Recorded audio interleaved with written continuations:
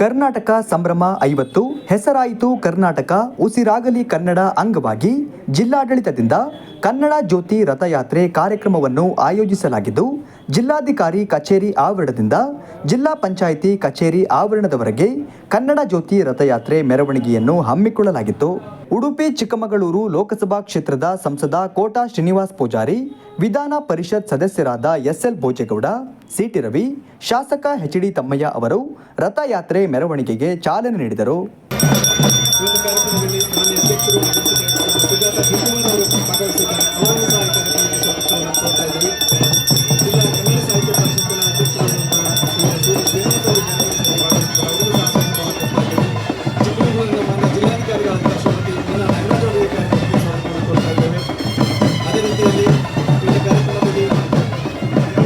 ಸಂಸದ ಕೋಟಾ ಶ್ರೀನಿವಾಸ್ ಪೂಜಾರಿ ಅವರು ಮಾತನಾಡಿ, ಕರ್ನಾಟಕಕ್ಕೆ ಮರು ನಾಮಕರಣ ಆಗಿ 50ನೇ ವರ್ಷದ ಸಂಭ್ರಮದಲ್ಲಿ ಈ ಕನ್ನಡ ರಥ ಕರ್ನಾಟಕದಾದ್ಯಂತ ಸಂಚರಿಸುತ್ತಿದೆ ಎಂದು ಹೇಳಿದರು.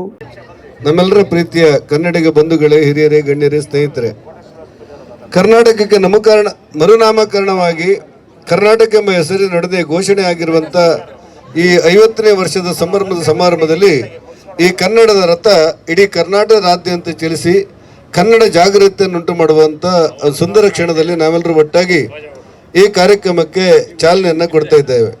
ಕನ್ನಡದ ಹಿರಿಮೆ, ಕನ್ನಡದ ಗರಿಮೆ, ಕನ್ನಡದ ತಾಕತ್ತು, ಕನ್ನಡದ ಶಕ್ತಿ, ಕನ್ನಡದ ಮಣ್ಣಿನ ವಾಸನೆಯ ಪರಿಕಲ್ಪನೆಗಳೇನು ಅಂತ ಹೇಳಿದ್ರೆ, ಕರ್ನಾಟಕ ರಾಜ್ಯದಲ್ಲಿ 8 ಜನ ಸಾಹಿತಿಗಳು ಜ್ಞಾನಪೀಠ ಪ್ರಶಸ್ತಿ ಪಡೆದಿರುವಂಥದ್ದು ಒಂದು ದಾಖಲೆ ಮತ್ತು ಇತಿಹಾಸ ಅನ್ನೋದಕ್ಕೆ ನಾವೆಲ್ಲರೂ ಹೆಮ್ಮೆ ಪಡುವಂಥ ಕ್ಷಣದಲ್ಲಿ ಈ ಸಂಭ್ರಮದ ಕಾರ್ಯಕ್ರಮ ಆಯೋಜನೆಗೊಂಡಿದೆ. ಈ ಆಯೋಜನೆ ಮಾಡಿರುವಂಥ ಕನ್ನಡ ಸಂಸ್ಕೃತಿ ಇಲಾಖೆ ಮತ್ತು ಜಿಲ್ಲಾಧಿಕಾರಿಯವರ ಸಹಿತ ಎಲ್ಲ ಕನ್ನಡದ ಮತ್ತು ಈ ಜಿಲ್ಲೆಯ ಎಲ್ಲ ಅಧಿಕಾರಿ ವರ್ಗ, ಕನ್ನಡ ಸಾಹಿತ್ಯ ಪರಿಷತ್ತಿನ ಅಧ್ಯಕ್ಷರ ಸಹಿತ ಇಡೀ ತಂಡ, ಒಟ್ಟಾರೆ ಈ ಕನ್ನಡದ ಕಲರವಿಕೆಗೆ ಕಾರಣವಾಗಿರುವಂಥ ಎಲ್ಲ ಅಧಿಕಾರಿಗಳಿಗೆ, ಗೌರವಾನ್ವಿತ ಶಾಸಕರಿಗೆ ನಾನು ಅಭಿನಂದನೆ ಹೇಳಿ ಈ ಸಂಭ್ರಮದ ಕಾರ್ಯಕ್ರಮ ಕರ್ನಾಟಕದಾದ್ಯಂತ ಸಂಚರಿಸಲಿ. ವಿಧಾನ ಪರಿಷತ್ ಸದಸ್ಯರಾದ ಎಸ್ಎಲ್ ಭೋಜೇಗೌಡ ಅವರು ಮಾತನಾಡಿ, ಕನ್ನಡ ರಾಜ್ಯೋತ್ಸವವನ್ನು ಕಾರ್ಯಕ್ರಮ ಆಚರಣೆ ಮಾಡುವ ಮೂಲಕ ಸಂಭ್ರಮಿಸುವುದಲ್ಲ, ಬದಲಾಗಿ ಕನ್ನಡ ನೆಲ ಜಲ ನಾಡು ವಿಚಾರಕ್ಕೆ ಧ್ವನಿ ಎತ್ತಬೇಕು, ಜೊತೆಗೆ ಕರ್ನಾಟಕದಲ್ಲಿ ಹೆಚ್ಚಾಗಿ ಕನ್ನಡವನ್ನೇ ಮಾತನಾಡಬೇಕು ಎಂದು ತಿಳಿಸಿದರು.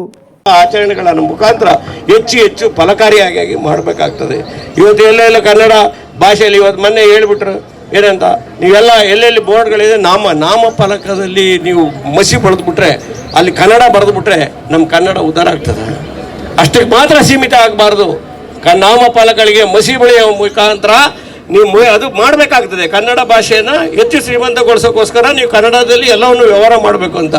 ಕನ್ನಡ ಆಡಳಿತ ಭಾಷೆ ಮಾಡ್ತೀವಿ ಅಂತೇಳಿ, ಕನ್ನಡ ಆಡಳಿತ ಭಾಷೆ ಮಾಡಬೇಕಾದ್ರೆ ಕನ್ನಡ ಶಾಲೆಗಳು ತಾಲೂಕಿನಲ್ಲಿ ಹೋಬಳಿ ಮಟ್ಟದಲ್ಲಿ ಎಷ್ಟೆಷ್ಟು ಶಾಲೆಗಳಿದ್ದಾವೆ, ಅಲ್ಲಿ ಮೇಷ್ಟ್ರುಗಳಿದ್ದಾರಾ, ಆ ಸ್ಕೂಲ್ಗಳ ಪರಿಸ್ಥಿತಿ ಏನಿದೆ ಅನ್ನೋದನ್ನ ಮೊದಲು ಅರಿಬೇಕಲ್ಲ ಸರ್ಕಾರ.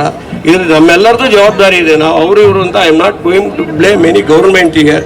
ಇಂಥ ಕನ್ನಡ ರಾಜ್ಯೋತ್ಸವ, ನಾಡ ಹಬ್ಬಗಳು, ಈ ಹಬ್ಬಗಳು ನಮ್ಮ ಹಬ್ಬಗಳಿಗಿಂತ ಹೆಚ್ಚಿನ ರೀತಿಯಲ್ಲಿ ನಡೀಬೇಕು. ವಿಧಾನ ಪರಿಷತ್ ಸದಸ್ಯ ಸಿಟಿ ರವಿ ಅವರು ಮಾತನಾಡಿ, ನಾಡಿನುದ್ದಕ್ಕೂ ಕನ್ನಡ ಶಾಲೆಗಳು ಮುಚ್ಚುತ್ತಿದೆ, ಕನ್ನಡ ಶಾಲೆಗಳನ್ನು ರಕ್ಷಿಸಿ ಉಳಿಸಿ ಬೆಳೆಸುವುದು ಕನ್ನಡಿಗರ ಆದ್ಯ ಕರ್ತವ್ಯ ಎಂದು ಹೇಳಿದರು. ನಾಡಿನ ಉದ್ದಗಲಕ್ಕೆ ಕನ್ನಡ ಶಾಲೆಗಳು ಮುಚ್ತಾ ಇದ್ದಾವೆ. ನಾವು ದುರಭಿಮಾನಿಗಳಲ್ಲ, ದುರಭಿಮಾನಿಗಳಾಗಬೇಕಾದ ಅವಶ್ಯಕತೆಯೂ ಇಲ್ಲ. ಆದರೆ ಅಭಿಮಾನಶೂನ್ಯರಾದರೆ ಗಂಗೆ ಇದ್ದರೆ, ತುಂಗೆ ಇದ್ದರೆ, ಗಿರಿ ಹಿಮಾಲಯವಿದ್ದರೆ ಏನು ಸಾರ್ಥಕ, ಮನೆಯ ಮಕ್ಕಳೇ ಮಲಗಿ ನಿದ್ರಿಸುತ್ತಿದ್ದರೆ ಅಂತಕ್ಕಂಥ ಎಚ್ಚರಿಸ್ತಕ್ಕಂಥ ಕವಿವಾಣಿ ಇದೆಯಲ್ಲ, ಆ ಕವಿವಾಣಿ ನಿಜ ಆಗಿಬಿಡುತ್ತೇನೋ ಅಂತ ಭಯ ಕಾಡ್ತಾ ಇದೆ. ನಾನು ಹಾಗೇ ಗಮನಿಸ್ತಾ ಇರ್ತೀನಿ. 100ಕ್ಕೆ 100 ಕನ್ನಡದೇ ವಾತಾವರಣ ಇರುವಂಥ ಹಳ್ಳಿಗಳಲ್ಲಿ ನಮ್ಮ ಮಕ್ಕಳು ಅವರವರೇ ಮಾತಾಡಿಕೊಳ್ಳುವ ಭಾಷೆ ಕನ್ನಡವಾಗಿ ಉಳಿದಿಲ್ಲ. ನಮ್ಮ ಭೋಜೇಗೌಡರನ್ನ ಈ ಸಭೆಯ ಪರವಾಗಿ, ತಮ್ಮೆಲ್ಲರ ಪರವಾಗಿ ನಾನು ಸ್ವಾಗತಿಸ್ತೇನೆ. ನಮ್ಮ ಮಕ್ಕಳು ಮಾತಾಡ್ಕೊಳ್ಳೋ ಭಾಷೆ ಅದು ಕನ್ನಡ ಭಾಷೆಯಾಗಿ ಉಳಿದಿಲ್ಲ. ತಪ್ಪು ಅವ್ರದ್ದಲ್ಲ, ಬಿತ್ತಿದಂಗೆ ಬೆಳೆ ಬರುತ್ತೆ. ನಾವು ಏನು ಬಿತ್ತುತ್ತೇವೋ ಅದು ಬೆಳೆಯಾಗಿ ವಾಪಸ್ ಬರುತ್ತೆ. ನಾವು ಉಸಿರಾಗಬೇಕು ಅಂತ ಬಯಸುವ ನಾವು, ಆದರೆ ಉಸಿರು ನಿಲ್ಲಿಸುವಂಥ ಕೆಲಸವನ್ನು ಮಾಡ್ತಾ ಇದ್ದೀವಿ. ಹೀಗೆ ಆದರೆ ಬರೀ ಕನ್ನಡ ಮಾತ್ರ ಅಲ್ಲ, ಭಾರತದ ಎಲ್ಲ ಪ್ರಾದೇಶಿಕ ಭಾಷೆಗಳು ಕೂಡ ಅಪಾಯದ ಸ್ಥಿತಿಯಲ್ಲಿದ್ದಾವೆ. ಬರೀ ಕರ್ನಾಟಕದ ಪರಿಸ್ಥಿತಿ ಮಾತ್ರ ಇದಾಗಿ ಉಳಿದಿಲ್ಲ.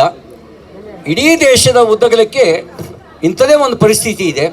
ಹಾಗಾಗಿ 50 ವರ್ಷ ಆಗಿರುವಂಥ ಈ ಸುವರ್ಣ ಮಹೋತ್ಸವದ ಸಂದರ್ಭದಲ್ಲಿ ನಾವು ಈ ಎಲ್ಲ ವಿಚಾರಗಳ ಬಗ್ಗೆ ಗಂಭೀರವಾಗಿ ಅವಲೋಕನ ಮಾಡಿ ನಮ್ಮ ಕನ್ನಡವನ್ನು ಉಳಿಸ್ಕೊಳ್ಳೋದಕ್ಕೆ ನಾವೆಲ್ಲ ರೀತಿಯ ಪ್ರಯತ್ನವನ್ನು ಮಾಡಬೇಕಾದಂಥ ಅವಶ್ಯಕತೆ ಇದೆ ಅಂತಕ್ಕಂಥ ಮಾತನ್ನು ಹೇಳಿ, ಅಕಸ್ಮಾತ್ ಹಾಗೆ ಮಾಡದೇ ಇದ್ದರೆ ಉದಯವಾಗಲಿ ನಮ್ಮ ಚೆಲುವ ಕನ್ನಡ ನಾಡು ಅಂತ ಹಾಡು ಕಟ್ಟಿ ಕರ್ನಾಟಕದ ಏಕೀಕರಣಕ್ಕೆ ಕಾರಣಕರ್ತರಾದಂಥ ಹುಯಿಲ್ಗೋಳ್ ನಾರಾಯಣರಾಯರೂ ಸೇರಿದಂತೆ ಹಲವು ಜನ ಕನ್ನಡ ನಾಡು ನುಡಿಯನ್ನು ಉಳಿಸೋದಕ್ಕೋಸ್ಕರ ಒಂದು ತಪಸ್ಸಿನ ರೀತಿಯಲ್ಲಿ ಪ್ರಯತ್ನ ಪಟ್ಟರು. ಅದು ಕೈಯಾರ ಕಿಂಜಣ್ಣರ ಇರ್ಬೋದು. ನಮ್ಮ ಸಂಸದರು ಮಾತಾಡ್ತಾ ಹೇಳಿದ್ರು, 8 ಜ್ಞಾನಪೀಠ ಪ್ರಶಸ್ತಿಗೆ ಭಾಜನರಾದಂಥ ಏಕೈಕ ನಮ್ಮ ಭಾಷೆ ನಮ್ಮ ದೇಶದಲ್ಲಿ ಅದು ಕನ್ನಡ ಮಾತ್ರ. ಶಾಸಕ ಎಚ್.ಡಿ. ತಮ್ಮಯ್ಯ ಅವರು ಮಾತನಾಡಿ, ಕರ್ನಾಟಕದಲ್ಲಿ ಕನ್ನಡ ಭಾಷೆಗೆ ಮೊದಲು ಆದ್ಯತೆ ನೀಡಬೇಕು ಎಂದು ಹೇಳಿದರು. ನಗರಸಭೆ ಅಧ್ಯಕ್ಷರಾದ ಸುಜಾತಾ ಶಿವಕುಮಾರ್ ಅವರು ಮಾತನಾಡಿ, ಚಿಕ್ಕಮಗಳೂರು ನಗರದ ಎಲ್ಲ ಅಂಗಡಿಗಳ ನಾಮಫಲಕಗಳನ್ನು ಕನ್ನಡದಲ್ಲೇ ಹಾಕಬೇಕು ಎಂದು ಸೂಚಿಸಿದರು. ಜಾಥಾದಲ್ಲಿ ಜಿಲ್ಲಾಧಿಕಾರಿ ಮೀನಾ ನಾಗರಾಜ್, ಅಪರ ಜಿಲ್ಲಾಧಿಕಾರಿ ನಾರಾಯಣ ರೆಡ್ಡಿ ಕನಕರೆಡ್ಡಿ, ಕನ್ನಡ ಮತ್ತು ಸಂಸ್ಕೃತಿ ಇಲಾಖೆ ಉಪ ನಿರ್ದೇಶಕರಾದ ರಮೇಶ್, ಕನ್ನಡ ಸೇನೆ ಜಿಲ್ಲಾಧ್ಯಕ್ಷರಾದ ರಾಜೇಗೌಡ, ಮುಖಂಡರಾದ ಅನ್ವರ್, ಜಯಪ್ರಕಾಶ್, ಹುಣಸೆಮಕ್ಕಿ ಲಕ್ಷ್ಮಣ್ ಹಾಗೂ ಇನ್ನಿತರರು ಉಪಸ್ಥಿತರಿದ್ದರು.